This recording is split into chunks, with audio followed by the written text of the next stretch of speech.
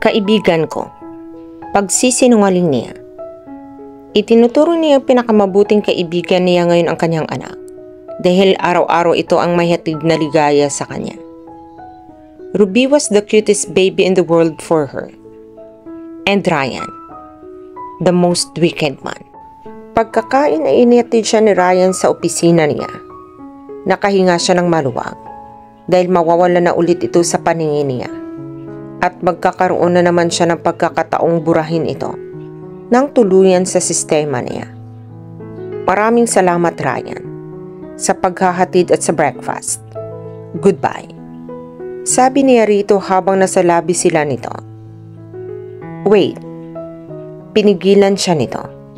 Nang akmang tatalikuran niya ito. Gusto kong makita ang opisina mo.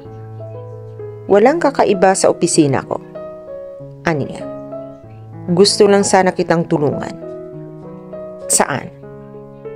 Sa pangangalap mo ng pondo. Sagot nito. Sa palagay ko ay sapat na yung 20 milyong ipinagkaloob mo sa amin. Ayaw mo nang dagdagan ko iyon? Tiningnan niya ito ng may pagdududa.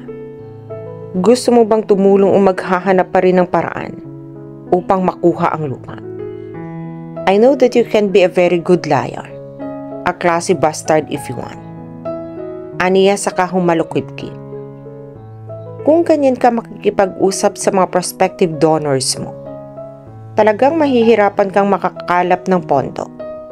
Nakangising sabi nito. Sa'yo lang ako ganito makipag-usap. Nakaingos na sabi niya. Let me in, he told her. I really intend to help. Nagtalo ang isip niya. Malaki ang panganib na malaman pa rin ito ang tungkol sa anak nila dahil kilala sa opisina niya si Ruby.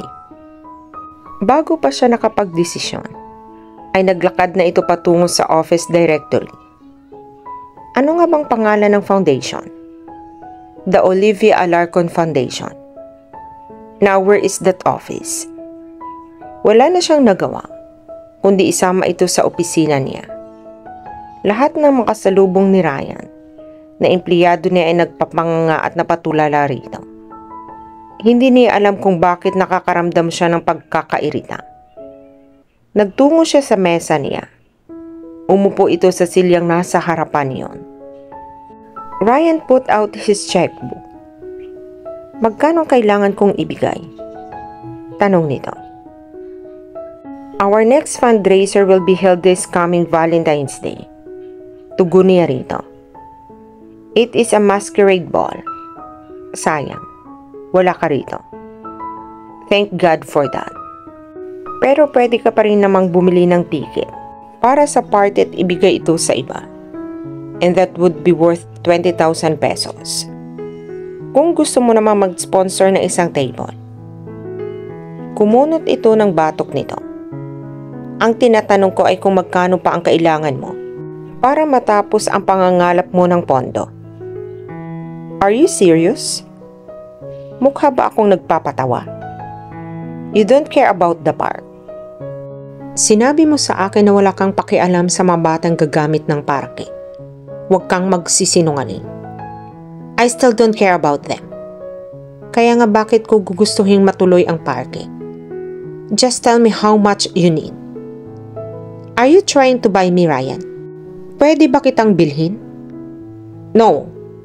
She screamed, which made the employees within hearing distance goad at them. Lumapit siya sa pinto at isinira iyon. Wala na siguro akong option kundi ang magsabi ng totoo. Anito, ano ang totoo? Gusto kitang tumigil sa paghahanap ng pondo upang makalibre ka sa mga responsibilities mo sa parke at nang maisama na kita sa pag-alis ko. Natigagal siya sa narinig. At bakit ako sasama sa iyo? Sinabi ko na sa iyo, di ba? Parusa yung pagtatangka ko na kalimutan ka. Tumayo ito at humakbang papalapit sa kanya. Hindi ko na kayang malayo sa iyo. And since that I can't stay here, isasama na lang kita sa pag-alis ko. Nasisiraan ka na ba ng ulo? Wika niya rito. Magsasama tayo. Para ano? Mag-away araw-araw? Para pinutol nito ang mga nais pa niyang sabihin sa pamamagitan ng paghalik nito sa mga labi niya. Matagal na nang hinang ang mga labi nila. Nilusaw iyon ng lahat ng pagkalito niya. Lahat ng pag-aalinlangan niya. Lahat ng agam-agam niya. Lahat ng pagtutol niya. Bigla ay parang ayaw na niyang malayo rito. Handa siyang sumama rito, kahit saan. Kailan ba nabigo ni Ryan na kontrolin ang buong pagkatao niya? Buong puso at isip niya. Ngunit may biglang sumalit sa isip niya na nagpamulagat sa kanya. Ang pamilya niya.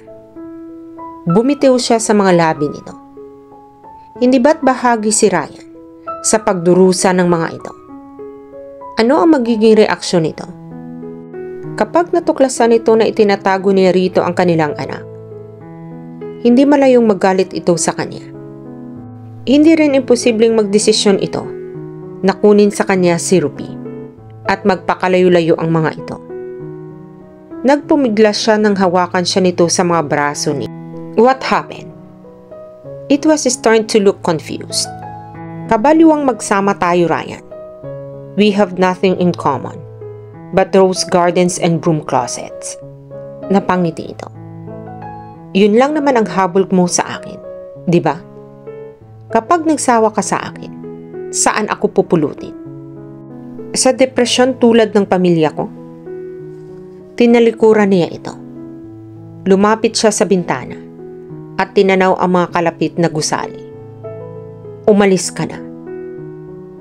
Leia, please. Please leave. Matagal nang tumayo lang ito sa may likuran niya. Narinig niya ang pagtap ng daliri nito sa mesa bago niya narinig ang marahang paglabas nito sa opisina niya. Nang lingunin niya ito, ay nakita niyang huminto ito sa mesa ng sekretarya niyang si Sarah at nang mga sandaling iyon ay hindi itinatago ng pagkakiling. Kanina pa lang nang una nitong nasilayan si Ryan ay hindi na ito mapigil sa pagngiti. Tanong ko lang, narinig niya na sabi ni Ryan nang maupo ito sa silyang nasa harap ng mesa ng sekretarya niya. Magkano pa bang kailangan ng boss mo para makumpleto na ang budget para sa parke? Sarah typed something on her computer and said, 300 million. It will cover all expenses pati na yung mga pagmimaintain ng parke. Kung may sasama siguro sa akin sa park, para makita ko naman kung saan mapupunta ang pera ko, ay ibibigay ko siguro ang halagang iyan. 300 million for a simple walk in the park. And then if you want, we can also have lunch together. Biglang tumayo si Sarah. I am more than willing to accompany you everywhere to go, sir.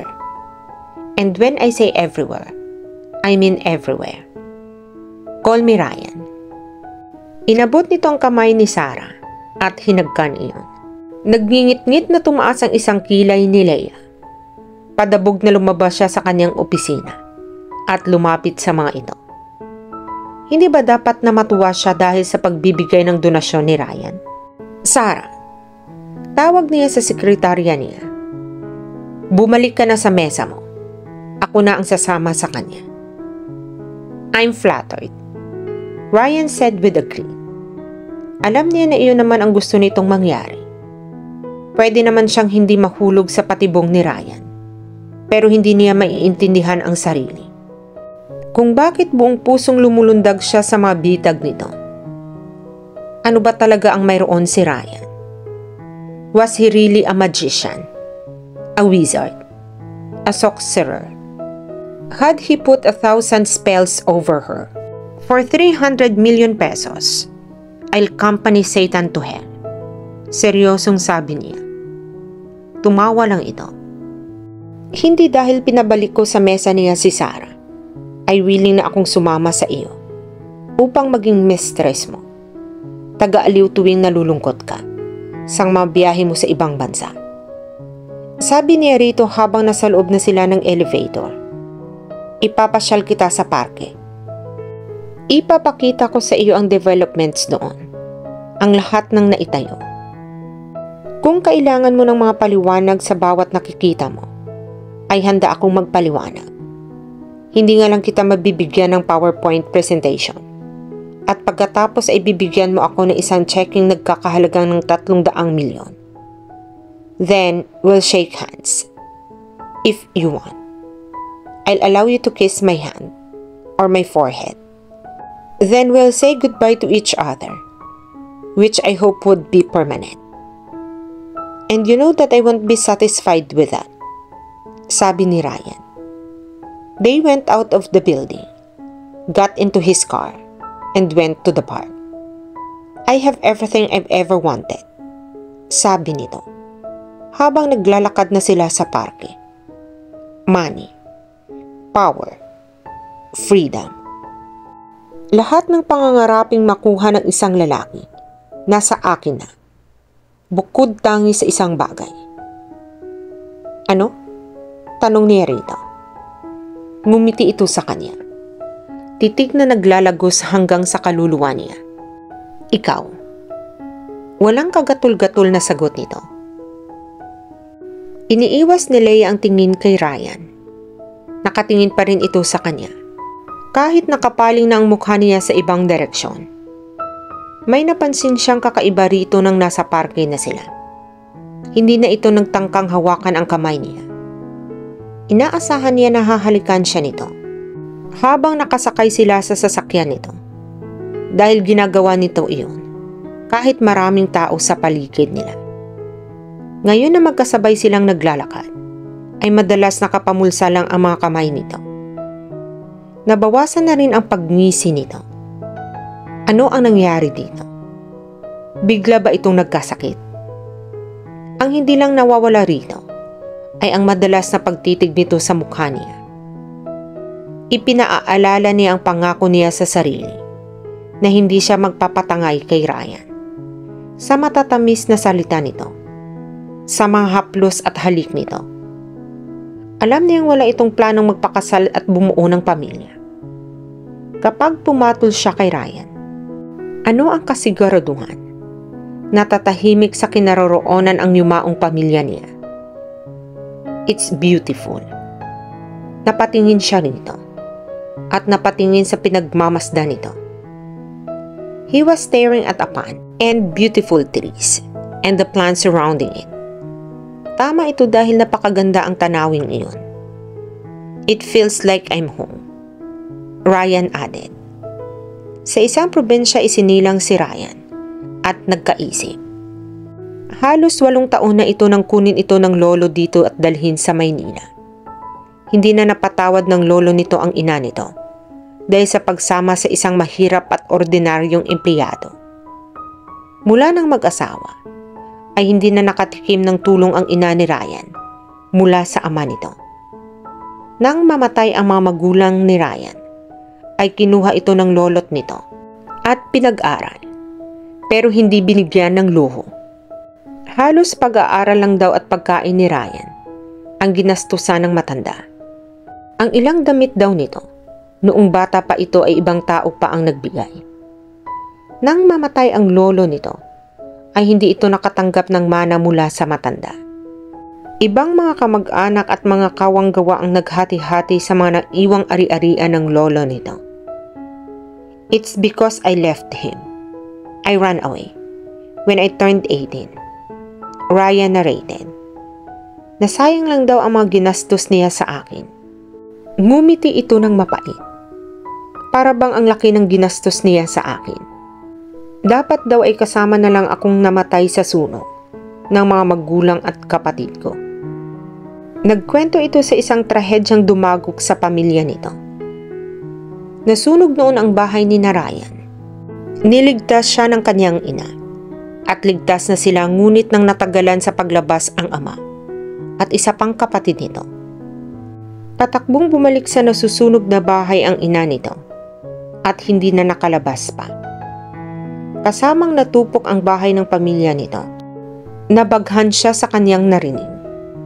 Hinawakan niya si Ryan sa kamay nito upang ipakita ang pagkikipagsimpatya niya rito.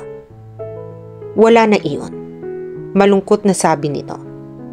Matagal nang nangyari iyon.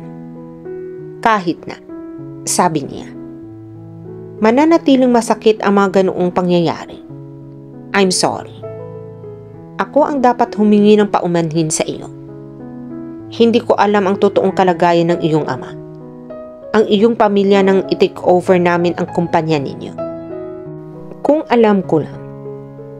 Ngumiti ito. Nang pilit ngunit na naig pa rin ang masidhing kalungkutang nakabadya rito. Noon lang niya ito nakitang malungkot. Nawala ang bakas ng pagiging arugante nito. Depensa lang ba ang pagiging arugante nito? Ang pagiging sobrang tiwala nito sa sarili? Sa mga mapapait na nakaraan nito? I don't know. Umiling-iling ito. Baka itinuloy ko pa rin ang pagkamkam sa company ng father mo.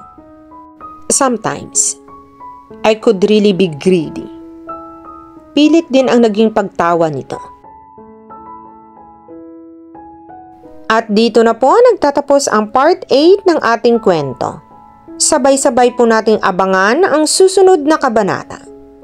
Be good, be safe, and God bless po everyone.